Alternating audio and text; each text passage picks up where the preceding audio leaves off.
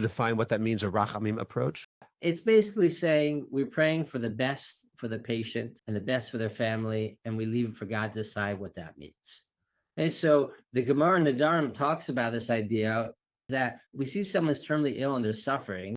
We should pray for that God to have mercy on them and for them to die. And because of A, it's emotionally difficult for us to do that.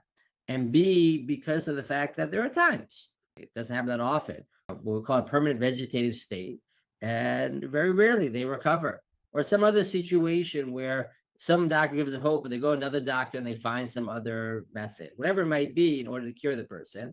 So we say we're not going to pray for Rachamim for the person to die, but instead we just say, God should have mercy on them. What does that look like? Maybe that's recovery.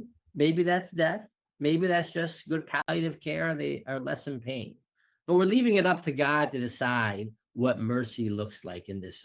In that case, shouldn't every tefillah be that? Meaning, no matter how sick the person is, wouldn't that be the best prayer? Hashem, do what's best for the patient and for his family. And that's that. How could that ever lose? God, you do the best thing for them. So I don't think that's the case. And the reason is that part of what tefillah is about, and this is something stressed by Rav Kook and others, is to say that it's supposed to impact the way that we behave as well. I mean, we're not just putting this all on God.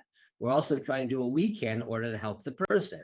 So in this circumstances, when a person can be healed, we're praying for refuah shlema, A, because we want divine help, but B, because we want to do what we can. We can do our part to help that person. And so we're trying to keep some focus on what it is also that we're asking from God, but what it is that we can do, whether it's just bikur cholim, whether it's taking a person to a doctor, whether it's helping them find a doctor, whatever it might be.